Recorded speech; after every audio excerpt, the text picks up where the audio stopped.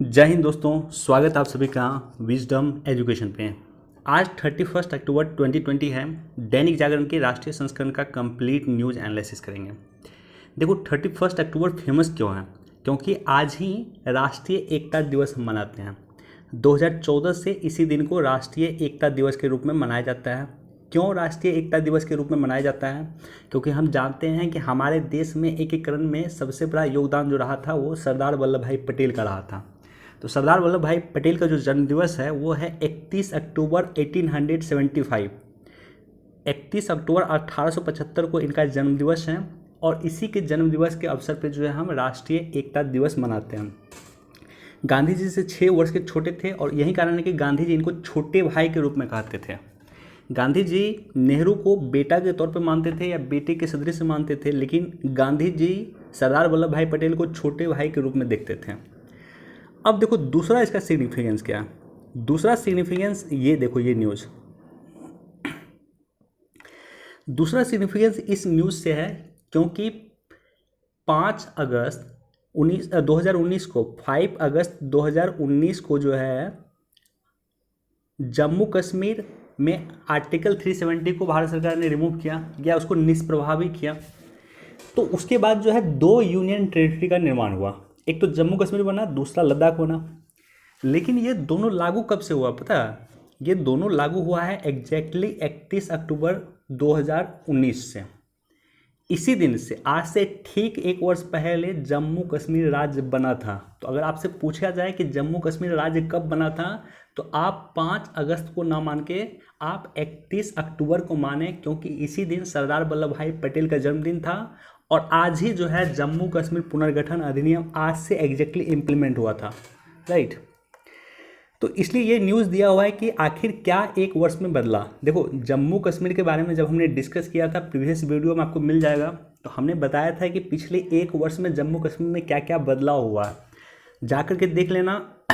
और आजकल मैं कर क्या रहा हूँ कि जो इम्पोर्टेंट न्यूज़ का डिस्कस करता हूँ उसको जो है कमेंट सेक्शन में मैं नोट कर देता हूँ कि ये जो डिस्कशन मैंने किया है ये इम्पोर्टेंट सेक्शन का कि इस पार्ट का है। तो मैंने नोट किया है आज से 3-4 दिन पहले का, एग्जैक्ट मुझे याद नहीं है, कि जम्मू कश्मीर के बारे में मैंने डिस्कस किया है। तो कमेंट सेक्शन में लिखा होगा जम्मू कश्मीर, जा कर के देख लेना। हमने डिटेल से एनालिसिस किया था कि क्या उसका पॉजिटिव पॉइंट है, क्या नेगेटिव पॉइंट है। 1 वर्ष में जम्मू कश्मीर की हालत कैसी हुई है, 1 वर्ष में लद्दाख की हालत कैसी हुई है। चलो डिस्कशन स्टार्ट करते हैं। उससे पहले आज आपको एक क्वेश्चन मैं देता हूँ। क्वेश्चन देखो, यूपीएससी अगर इसी क्वेश्चन को पूछेगा तो यूपीएससी नॉर्मली ऐसे पूछेगा, हाल में चर्चा में रहे रेड रॉट किससे संबंधित है? ये बीमारी है, एक बीमारी किससे संबंधित है? ये क्वेश्चन इस तरह से है कि हाल में चर्चा में रहे रेड रॉट बीमारी किससे संबंधित है? ऑप्शन ए है मक्का से संबंधित है, ऑप्शन बी है गन्ना से संबंधित है, ऑप्शन सी है आलू से संबंधित है, या ऑप्शन डी है कपास से संबंधित है। देखो 2 दिन मैंने इस न्यूज़ पे डिस्कस किया था, तो आपको इसका जवाब हमें कमेंट सेक्शन में सबसे पहले दे देना है। वीडियो के आखिर में मैं डिस्कस कर दूंगा कि एग्जैक्ट इसका आंसर क्या है और ये चर्चा में क्यों बना हुआ था। नॉर्मली इस तरह का क्वेश्चन यूपीएससी भी पूछता है आपसे। देखो चुनाव आयोग ने कमलनाथ से छीना स्टार प्रचारक का दर्जा। हमारे लिए इम्पोर्टेंट नहीं है, आपके लिए सबसे अधिक इम्पोर्टेंट है पीपल रिप्रेजेंटेशन एक्ट। लक्ष्मीकांत की बुक होगी, लक्ष्मीकांत के बुक में जाकर के देख लेना। पीपल रिप्रेजेंटेशन एक्ट के माध्यम से चुनाव आयोग क्या क्या करता है, किसी उम्मीदवार की उम्मीदवारी जा सकती है पीपल रिप्रेजेंटेशन एक्ट के माध्यम से, और साथ ही साथ जो स्टार प्रचारक की सूची तैयार होती है वो भी लोक प्रतिनिधि अधिनियम 1971 के माध्यम से, पीपल रिप्रेजेंटेशन एक्ट 1971 के माध्यम से होता है। लक्ष्मीकांत के लास्ट चैप्टर में जो है इसके बारे में डिटेल से दिया हुआ है, तो उसको पढ़ लेना आप, वो काफ़ी इंपॉर्टेंट है पीपल रिप्रेजेंटेशन एक्ट। देखो इस पे तो मैं एक अलग से वीडियो लेकर आ रहा हूँ आज, राइट। तो वहाँ पे मैं डिटेल से डिस्कस करूँगा कि मजहबी कट्टरता क्या है, उसमें क्या कर रहा है फ्रांस, कर रहा है कौन सा देश क्या कर रहा है। लेकिन फिलहाल ये देख लो, यहाँ पे 2 इंपॉर्टेंट चीज़ के बारे में डिस्कस करूँगा। एक तो ये लड़का है जिसने कल फ्रांस के एक शहर है ओके, फ्रांस का जो एक शहर है, क्या नाम है इस शहर का?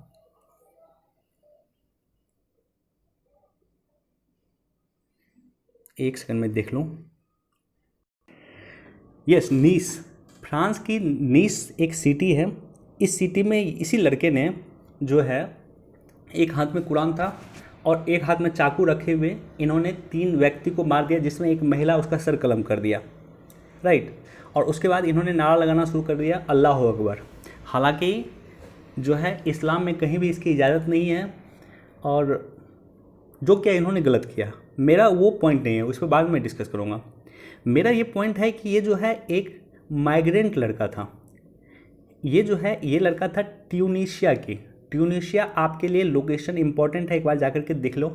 और ट्यूनीशिया खुद जांच कर रहा है कि ये लड़का किस संगठन से जो है, इस लड़का जो जुड़ा हुआ था, ये जुड़ा हुआ था महदी ऑर्गेनाइजेशन से। तो महदी ऑर्गेनाइजेशन जो है किस तरह से ट्यूनीशिया में जो है इस तरह से बच्चों का, खास करके 20-21 साल का बच्चा जो आतंकवादी होता है, या कह सकते हो जिसके माइंड से खेला जा सकता है, वो लगभग 20 से 22 साल का बच्चा होता। तो 20 साल से 22 साल का बच्चा ट्यूनीशिया में, क्या ये ऑर्गेनाइजेशन किस रूप में सक्रिय है, किस रूप में ये ऑर्गेनाइजेशन काम कर रही है, ये ट्यूनीशिया की गवर्नमेंट जांच कर रही है। लोकेशन आपके लिए काफ़ी इंपॉर्टेंट है, मैं लोकेशन दिखा देता हूँ आपको। देखो, ये हमारा प्यारा भारत है, राइट। अब यहाँ से चले जाओ अब अफ्रीका। यहाँ पे मैं भूमध्य सागर है, यहाँ पे दिख रहा है आप सभी को भूमध्य सागर। ये देखो, ये भूमध्य सागर है, राइट। यहाँ पे आपको कंट्री दिख जाएगा ट्यूनीशिया। एक सेकेंड, हाँ देखो, ये कंट्री है ट्यूनीशिया। तो यहाँ से ये लड़का गया इटली, और इटली होते हुए ये लड़का चला गया फ्रांस। देखो, यूरोपीय यूनियन में क्या है ना कि आपको वीज़ा की ज़रूरत नहीं है। तो अगर आपने इटली गए तो इटली से आप फ्रांस मूव कर जाओ, फ्रांस से ऑस्ट्रिया मूव कर जाओ, या कहीं भी मूव कर जाओ। बस यूरोपीय यूनियन में किसी यूरोपीय यूनियन का वीज़ा की ज़रूरत होता है, ऐसा नहीं है कि हर एक देश में आपको वीज़ा की ज़रूरत होगा। तो अब देखो, जांच ये हो रही है कि क्या माइग्रेंट लोग जो है, एक तरह से ये माइग्रेंट था, यहाँ से ये यहाँ गया है और यहाँ से यहाँ गया है, तो क्या माइग्रेंट लोगों की भी पूरी तरह से जांच होनी चाहिए, ये चर्चा का विषय बना हुआ है। और साथ ही साथ चर्चा का ये भी विषय बना हुआ है कि माइग्रेंट को लेकर के क्या पॉलिसी जो है यूरोपीय यूनियन अब अपनाने जा रहा है, राइट। देखते हैं उस पर क्या होगा, लेकिन आपको लोकेशन जानकारी होना चाहिए। और साथ ही साथ यहाँ पे मैं आ गया तो एक लोकेशन मैं और दिखा दूँ, चूँकि आज मुझे डिस्कस करना है यहाँ पे। ये लोकेशन है टर्की का, ये देखो टर्की है, और ये देखो ग्रीस है। तो टर्की और ग्रीस की जो है सीमा एक दूसरे से लगती है। यहाँ पे जो लोग सीमा है, ये लगभग जो है एक दूसरे से सीमा लगती है, टर्की और ग्रीस की, तुर्की और ग्रीस की। ये चर्चा में क्यों है ये भी मैं बता देता हूँ आपको। देखो, चर्चा में इसलिए है कि आज की न्यूज़ जब आप पढ़ोगे तो आपको पता चलेगा कि टर्की और ग्रीस का आपस में बनता नहीं। जैसे भारत और पाकिस्तान जो है एक दूसरे के दुश्मन हैं, एक दूसरे के साथ बनता नहीं है। अब कोई कंट्री जो भारत का दुश्मन हो, वो क्या करेगा, सिंपल पाकिस्तान से दोस्ती कर लेगा। तो ये चीज़ भी हम करने वाले हैं। टर्की जो है भारत के खिलाफ लगातार बयान दे रहा है, इसलिए हम जो है अपना स्ट्रेटजिक इम्पोर्टेंस बढ़ा रहे हैं ग्रीस के साथ। तो इसको लेकर के आज मुझे चर्चा करना था, इसलिए मैंने यहाँ पे ही इसे दिखा दिया। तो लोकेशन काफ़ी इंपॉर्टेंट। तो ये सारी की सारी जो लोकेशन चर्चा में है उसके बारे में आपको जानकारी होना चाहिए। इसको ज़रूर आप लोग नोट कर लेना, इसको मैं बता नहीं रहा हूँ, लेकिन नोट आप लोग कर लेना कि वायु प्रदूषण को रोकने के लिए पिछले 25 वर्ष में दिल्ली गवर्नमेंट ने क्या क्या किया है, यहाँ से लेकर के यहाँ तक दिया हुआ। जैसे मान लो 2016 में क्या हुआ कि ऑड इवन रणनीति दिल्ली सरकार ने लागू किया था। अब देखो 2019 में क्या हुआ, राष्ट्रीय स्वच्छ वायु कार्यक्रम लॉन्च हुआ। 2020 में क्या हुआ, BS6 मानक की गाड़ी को दिल्ली में अनिवार्य कर दिया गया। तो ये सारे का सारा काम किया जा रहा है सरकार के द्वारा पॉल्यूशन को रोकने के लिए। अब पिछले 25 वर्ष में क्या काम किया गया है एक जगह समराइज रूप में दिया हुआ है, तो इसको नोट कर लेना, अपने कॉपी में लिख लेना। जो इम्पोर्टेंट पॉइंट है उसी को लिखना, ऐसा नहीं कि हर एक पॉइंट को लिखने की ज़रूरत नहीं है। जो इम्पोर्टेंट लग रहा उसको ज़रूर लिख लेना आप लोग।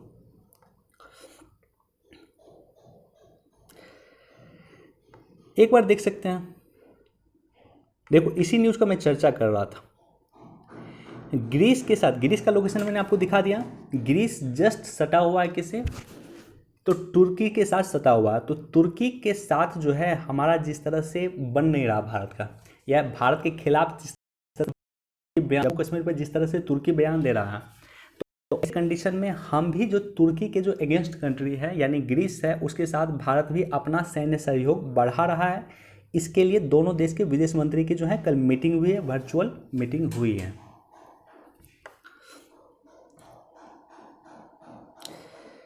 देखो बहुत अधिक इंपॉर्टेंट न्यूज़ नहीं था आज का सैटरडे का, और इसलिए मैं जो है नेक्स्ट वीक से सैटरडे को एनालिसिस नहीं करूँगा और संडे को भी एनालिसिस नहीं करूँगा। संडे और सैटरडे बहुत इंपॉर्टेंट न्यूज़ नहीं आता है। हाँ, कभी कुछ बहुत एक्स्ट्रा ऑर्डिनरी इंपॉर्टेंस न्यूज़ आ गया तो उसको मैं डिस्कस कर दूंगा, अदरवाइज कुछ और डिस्कस करेंगे। बीपीएससी के प्रीवियस ईयर का पेपर मैं सॉल्व करवाऊंगा आज से या कल से, मैं वीडियो डाल दूंगा उसमें।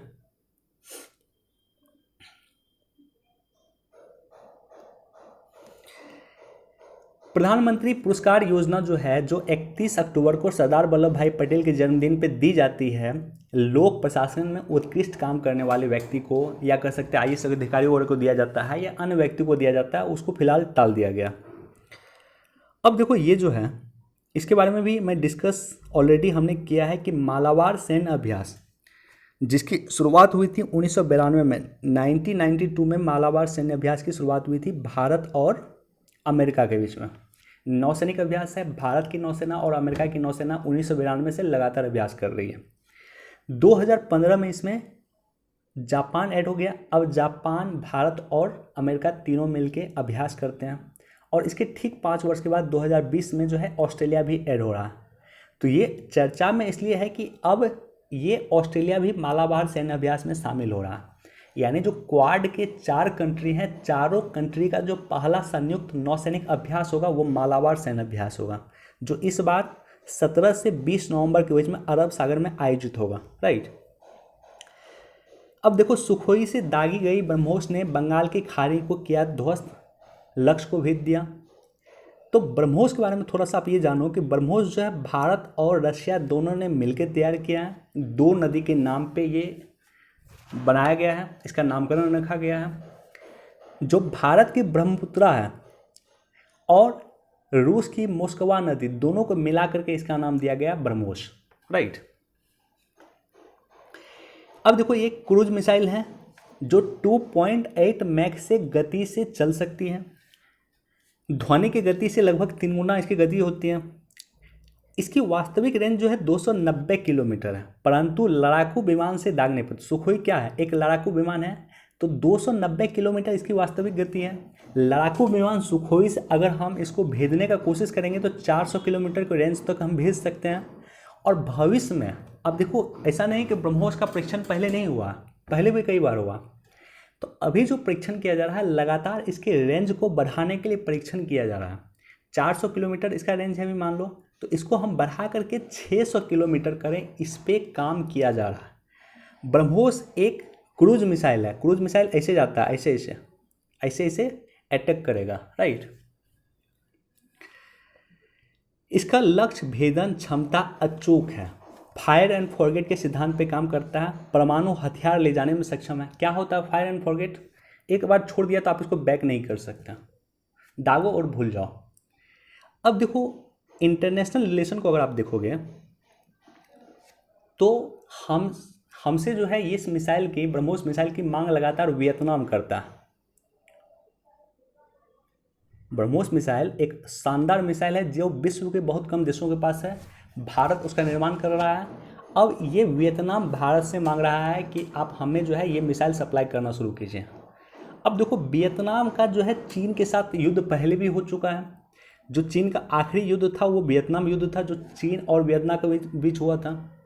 तो ऐसे कंडीशन में जिस तरह से हम ग्रीस का सपोर्ट करते हैं टर्की के अगेंस्ट में, उसी तरह से हम वियतनाम का सपोर्ट कर सकते हैं चीन के अगेंस्ट में। राइट। तो भारत सरकार अब जो है इस पर चर्चा चल रही है कि भविष्य में, निकट भविष्य में भारत सरकार वियतनाम को जो है ब्रह्मोस मिसाइल दे सकती है।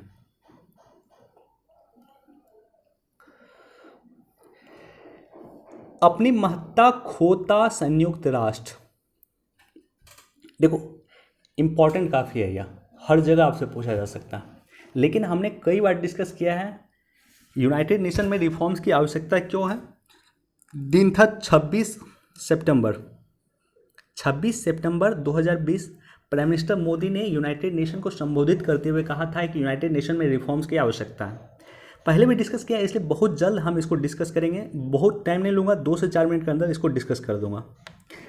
तो जो मैंने डिस्कस किया था पहले, उसी पॉइंट को यहाँ पे रिपीट किया गया। ऐसा नहीं कि कुछ एक्स्ट्रा या कुछ नया पॉइंट जोड़ा गया, ऐसा नहीं है। तो हमने डिस्कस किया था कि यूनाइटेड नेशन अप्रासंगिक क्यों हो गया है। प्राइम मिनिस्टर मोदी ने जो अपने संबोधन में कहा था 26 सितंबर 2020 को यूनाइटेड नेशन जनरल असेंबली को संबोधित करते हुए उन्होंने कहा था, पहला स्टेटमेंट उन्होंने दिया था कि 1945 की आवश्यकता और वर्तमान की आवश्यकता और ज़रूरत अलग है। तो जब यूनाइटेड नेशन बना था उस समय की ज़रूरत अलग थी, आज की ज़रूरत अलग है। तो उस समय के हिसाब से यूनाइटेड नेशन सही था, आज के हिसाब से यूनाइटेड नेशन सही नहीं है, इसलिए यूनाइटेड नेशन में रिफॉर्म्स की ज़रूरत है। कोरोना से निपटने में यूनाइटेड नेशन जो है असक्षम रही है। WHO हम देख रहे हैं जो यूनाइटेड नेशन का ही एक पार्ट है, किस तरह से कोरोना से निपटने में जो है असक्षम रही है। विश्व के देशों के बीच में विवाद को सॉल्व करने में यूनाइटेड नेशन नाकाम रही है। आर्मेनिया अजरबैजान का विवाद चल रहा है, जिसे भी यूनाइटेड नेशन सॉल्व नहीं कर पा रही है। सिक्योरिटी काउंसिल का अलोकतांत्रिक रूप, सिक्योरिटी काउंसिल में महज 5 सदस्य हैं और एक भी सदस्य वीटो करता है तो कोई भी कानून, कोई भी नियम सब रद्द हो जाता है। पाकिस्तान, चीन जैसे मानवाधिकार उल्लंघन करने वाले देश आज संयुक्त राष्ट्र मानवाधिकार परिषद का सदस्य है। तो निश्चित तौर पे जो देश मानवाधिकार का उल्लंघन करता है उसी को आपने मानवाधिकार की रक्षा करने के लिए नियुक्त किया है, इसलिए यूनाइटेड नेशन अप्रासंगिक है। अब देखो भारत को सिक्योरिटी काउंसिल में क्यों शामिल किया जाना चाहिए, इसको लेकर के प्राइम मिनिस्टर मोदी ने 4-5 इंपॉर्टेंट बातें कही। पहला कि कोरोना के समय में विश्व में 150 से अधिक देश में भारत ने मेडिकल किट या मेडिकल हेल्प भेजी। सबसे अधिक United nation peace keeping force में भारत ही योगदान देता है। विश्व का सबसे बड़ा लोकतंत्र और 18% जनसंख्या भारत में निवास करता है। 60 करोड़ से अधिक वोटर ने पिछले वर्ष वोट दिया था। 90 करोड़ से अधिक वोटर है भारत में, राइट। सिंगल यूज प्लास्टिक के खिलाफ अभियान चलाया। इंटरनेशनल सोलर अलायंस भारत ने स्थापित किया। आत्मनिर्भर भारत की ओर कदम बढ़ाया। आतंकवाद के खिलाफ जो है अभियान चलाया। और गांधी जी का Nelson Mandela, Barack Obama, Martin Luther King पे प्रभाव है। भारत का सॉफ्ट पावर विश्व लोहा मानता है, राइट। तो ये सारा का सारा पॉइंट प्राइम मिनिस्टर मोदी ने अपने संबोधन में कहा था कि ये सारा का सारा रीजन है कि हमें यूनाइटेड नेशन सिक्योरिटी काउंसिल में आपको शामिल करना होगा। वीडियो जरूर देख लेना उनका। एक बार पढ़ सकते हो, बहुत इंपॉर्टेंट नहीं है लेकिन एक बार जरूर देखना। सब्जियों को भी चाहिए न्यूनतम समर्थन मूल्य। देखो 2-3 पॉइंट का मैं डिस्कस करूंगा यहाँ पे इंपॉर्टेंट। सबसे पहली बात, केरल सरकार भारत की पहली सरकार बनी है। केरल भारत का पहला राज्य बना है जो सब्जियों पे न्यूनतम समर्थन मूल्य देता है। MSP सब्जियों के लिए घोषित किया। सालाना जो है केरल में जो है 21 वस्तुओं के लिए MSP घोषित किया गया है। 21 में 16 वस्तु जो है सब्जी हैं। अब देखो ज़रूरत क्यों है सब्जी पे MSP लाने की, देश भर में ज़रूरत क्यों है? क्योंकि सालाना 1 लाख करोड़ रुपए, 1 लाख करोड़ रुपए का फल और सब्जी नष्ट हो जाता है। चीन के बाद विश्व में सबसे अधिक उत्पादन करने के बावजूद भारत में 40% सब्जी और फल जो है ग्राहकों तक पहुंचने से पहले नष्ट हो जाता है। हम सब्जी में, फल में विश्व में सबसे अधिक उत्पादन करते हैं आफ्टर चाइना। बावजूद इसके 40% फल और सब्जी ग्राहक तक पहुंचने से पहले नष्ट हो जाता है। अब देखो सकारात्मक पक्ष क्या हो गया कि किसानों को फायदा होगा और बिचौलिए समाप्त होंगे। मान लो किसानों ने जो है 50 टन, एक किसान ने मान लो 50 टन जो है आलू उत्पन्न कर लिया, आलू उपजा लिया। यूपी में आपने देखा होगा कि किसान जो है रोड पे अपना आलू फेंक रहे हैं, टमाटर रोड पे फेंक रहे हैं। तो ऐसे कंडीशन में किसान जो है जाकर के मार्केट में, मंडी में जाकर के जो है किसान MSP पे अपना जो है आलू टमाटर को बेच करके पैसा ले लेगा सरकार से। तो किसान को फ़ायदा होगा और बिचौलिया जो है बीच में वो समाप्त हो जाएंगे। अब देखो कोल्ड स्टोरेज का निर्माण बढ़ेगा। अब मान लो कि सरकार के पास जो है जिस तरह से सरकार के पास अभी धान सरकार बहुत ज़्यादा खरीद रही है, राइट। तो उसी तरह से सरकार मान लो आलू खरीद लिया, टोमेटो खरीद लिया या अन्य सब्जी खरीद लिया, तो इसको रखने के लिए कोल्ड स्टोरेज का निर्माण करेगी। या तो सरकार खुद निर्माण करेगी या प्राइवेट सेक्टर को भागीदारी करके कोल्ड स्टोरेज का निर्माण करेगी, क्योंकि सरकार ने इसे खरीदा है तो सरकार इसे बेचेगी, राइट। तो इसलिए जो है कोल्ड स्टोरेज का निर्माण ज़रूरी है। तो इसमें अगर एमएसपी लागू हुआ है केरल में, तो केरल में कोल्ड स्टोरेज का निर्माण भी बढ़ेगा। ग्राहकों को भी फायदा होगा, ग्राहकों को भी मान लो ताज़ा आपको सब्जी मिल सकता है, ग्राहकों को भी सस्ता सब्जी मिल सकता है। बिचौलिया अगर समाप्त हो जाएगा, मिडिलमैन समाप्त हो जाएगा, तो सस्ता आपको सब्जी मिल सकता है। अब देखो सरकार क्या क्या कर रही है। तो केरल सरकार ने एमएसपी लागू कर दिया। झारखंड और मध्य प्रदेश सरकार भी इस दिशा में आगे बढ़ रही है। वहाँ पे डिस्कशन चल रहा है कि झारखंड में और मध्य प्रदेश में भी एमएसपी लागू किया जाए।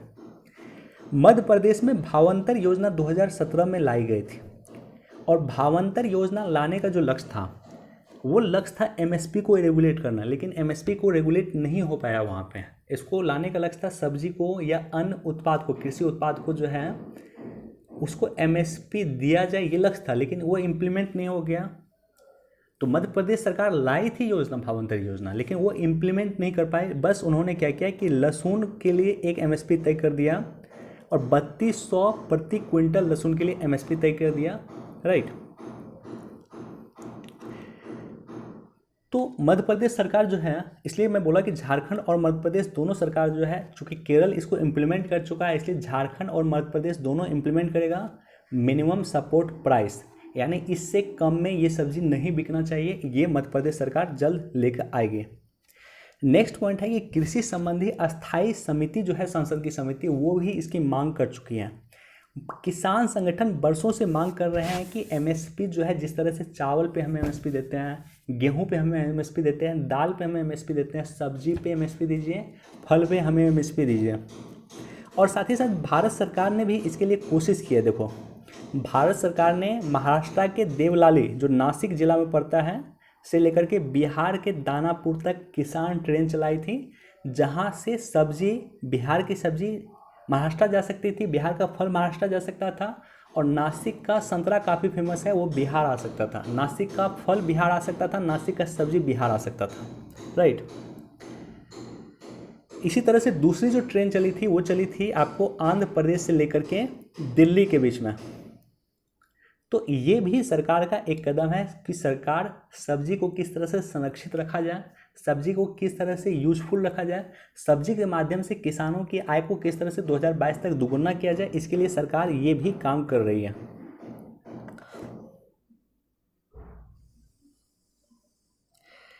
देखो, अधिक इम्पोर्टेंट नहीं है, लेकिन जानकारी होना चाहिए। जिस तरह से आलू और प्याज के दाम बढ़ रहे हैं, अफगानिस्तान से प्याज और भूटान से सरकार आलू खरीदेगी, और ये आलू दीपावली से पहले खरीद जाएगी, और दीपावली से पहले ये मार्केट तक आ जाएगी।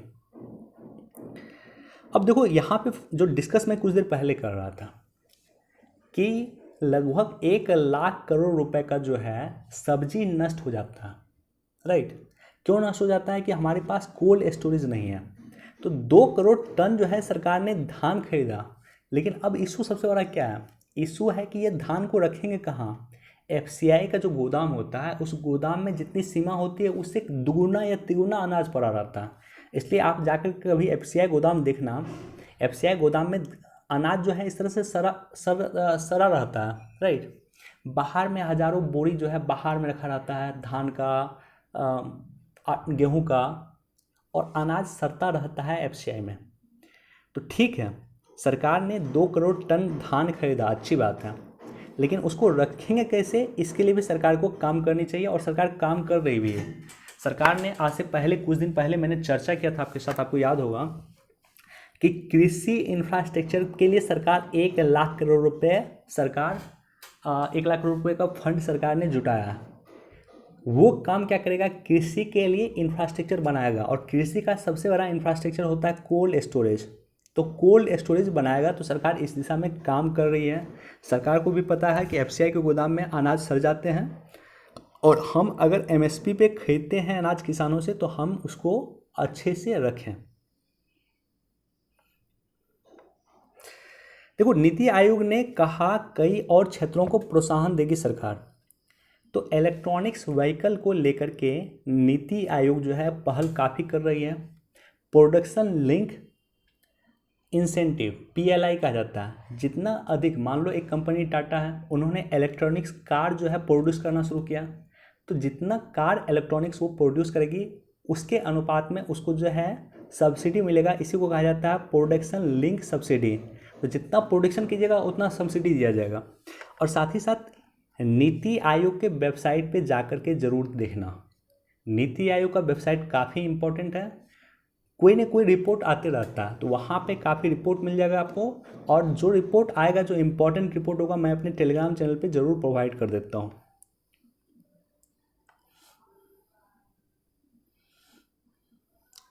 देखो, ये इस न्यूज़ पे भी जो है चर्चा चल रही थी, कुछ दिन पहले मैंने डिस्कस भी किया था कि लैंड पे नीति आयोग ने जारी किया लैंड टाइटल का मसौदा। तो लैंड का किस तरह से मालिकाना हक मिले व्यक्ति को। गांव में मान लो एक गरीब व्यक्ति है, उसका लैंड है, पता चलता है उसके लैंड पे जो है कुछ लोगों ने लैंड हड़प लिया, राइट। कुछ जो है गांव के जो दबंग लोगों ने थे, उसने मजदूर का लैंड हड़प लिया। तो इस मजदूर को लैंड पे मालिकाना हक कैसे मिले, इसके लिए नीति आयोग बहुत रिगरसली काम कर रही है, सरकार इसके लिए काम कर रही है, राइट।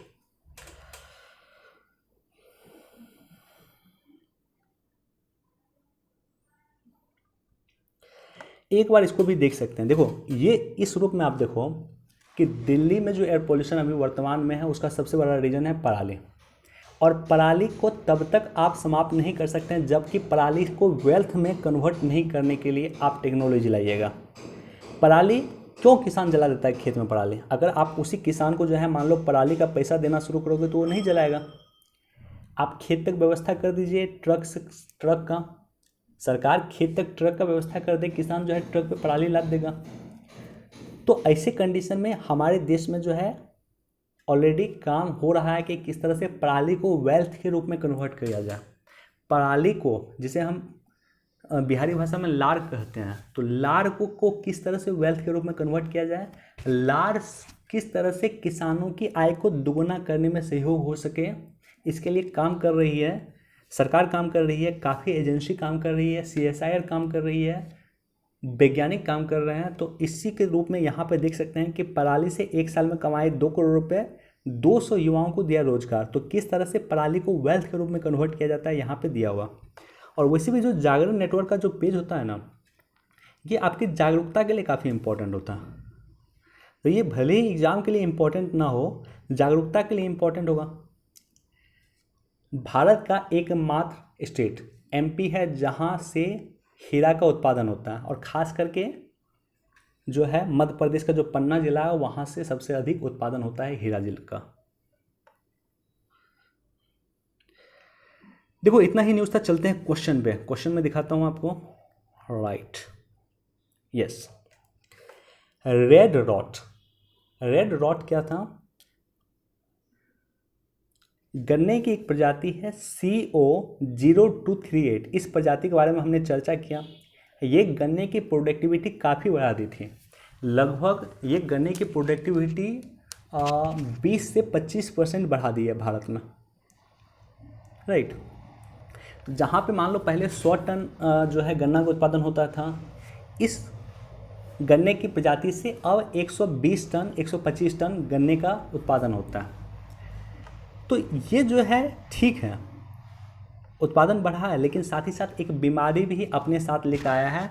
उस बीमारी का नाम है रेड रॉट इस बीमारी का नाम है, जो गन्ने की बीमारी है। ऑप्शन बी यहाँ पे बिल्कुल सही है। चलिए, थैंक यू।